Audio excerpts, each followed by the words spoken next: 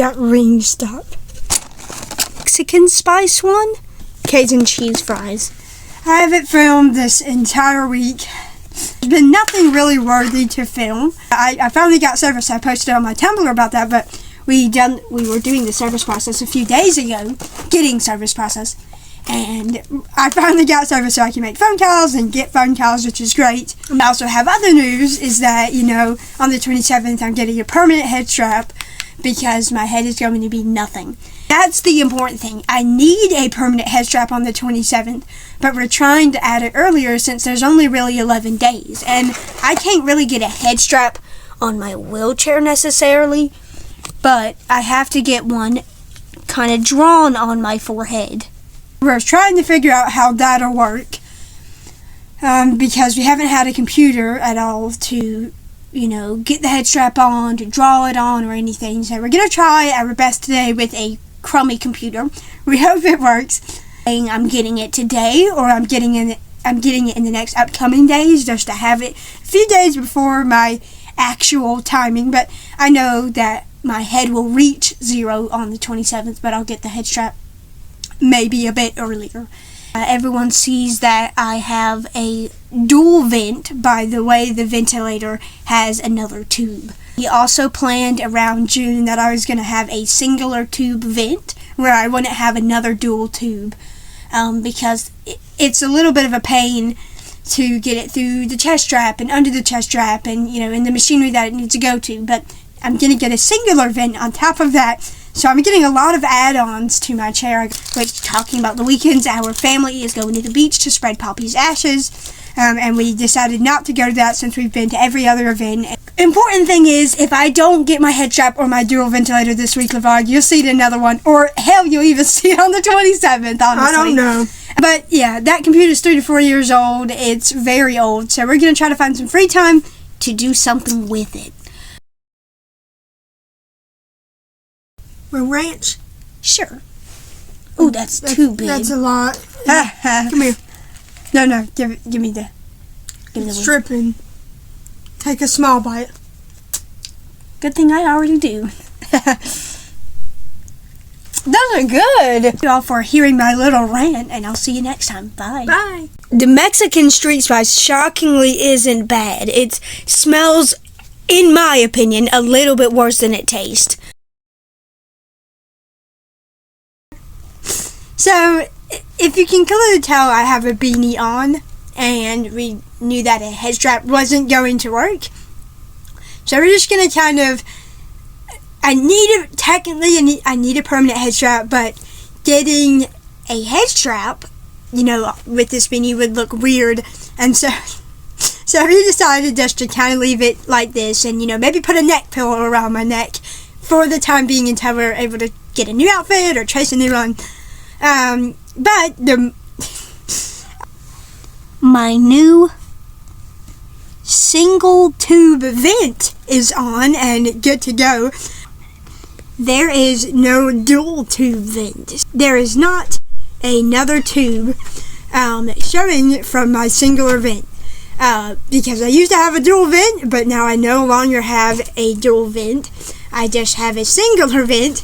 The single vent is ready to go back on and is good to go. I guess it's not really a major change. It still has the same settings. It's weird to kind of see me with a tube vent. As you can clearly tell near my neck, there is the singular tube vent, you know, inside the tray. And there's a little balloon. That's the balloon that inflates it. Those other bits right there are kind of like the humidifier things and the things that help me breathe. Shockingly, I don't know a lot about a ventilator even. Right near my hip is the tube that's going to the machine. So I'm currently just sitting in my wheelchair right now, and there's a broad spectrum of medical stuff on my lap. I'm going to talk to you about them. On my lap, there is my colostomy bag and my PEG. My PEG extension will become a lot more useful in August this month on the 27th. On the 27th, I will no longer be able to eat anymore by mouth. And so that requires me to have a PEG tube or just a feeding tube extension.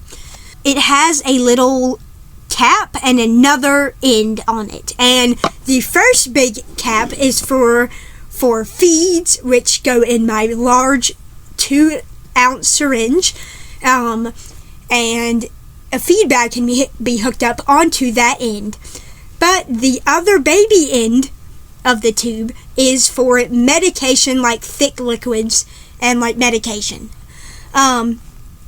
Like my Riluzone is one of them. That's for ALS, and it's a little bit thick, and I can't swallow it. Oh, sorry, it's Etervone, my bad. This Etervone is very thick for me to swallow. It has to go into my peg. So Matthew has to grab a 2 ml syringe. It's a very small syringe, but it's a small syringe, and he has to put it through that end.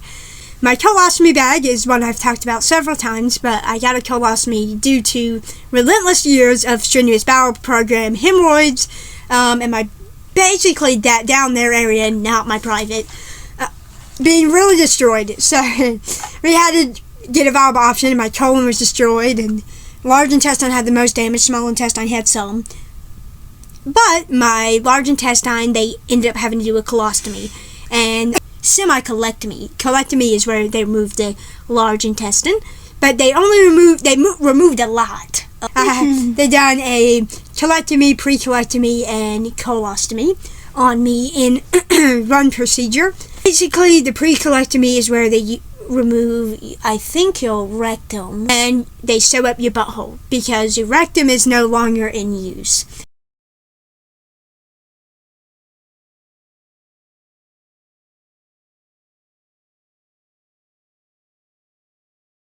Down there area is sewn, and I can never access it again. Nope, and it can't be reversed either, so it's permanent. It had too much damage near there. I'm gonna leave it at that. The colostomy is this bag right near my left arm. Yeah, left arm. And that bag basically is what people would call a ostomy bag, which collects everything that comes out of my stoma. My new stoma. Colostomy, if I didn't explain it before, is where they take a new route, whatever's left of your colon, large intestine, and sew it to the top of your abdomen, or however high the damage is, or wherever the new stoma will be. They sew it to your skin, and then things come out of that. Waste. Number 2. It's like your new exit way, but mine's gone, so I need a colostomy. This colostomy has physically saved me hours of 21 hours a week on the toilet. I'll just say that. It saved me hours and hours of my life. It's been pretty good. I thankfully have never had a blockage or really much issues with it, and I'm really grateful for that. I am. Matthew is taking great care of it, and I'm reminding him to change my bag every 4 days. I think I've done like 40 bag changes now. And shockingly, I've never had a leak, even though I was really close. There was one incident that people ask me why I don't wear it on my ring finger.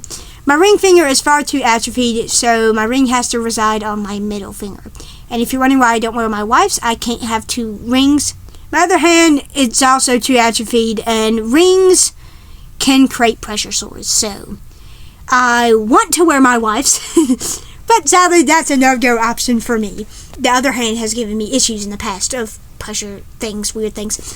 So that's the reason why I don't wear my ring. Basically, the main reason on why I got those 2 items. I don't have the head strap, obviously, because I have a beanie on, and we thought it wasn't going to work, so we're going to pop a neck pillow on me for now until we get the issue resolved, or not even put it on, but I know that's when my head will hit 0. And that's technically when I would have gotten head preventative measures. So, yeah. Thank you all for listening to my little rant, and I'll see you next time. Bye.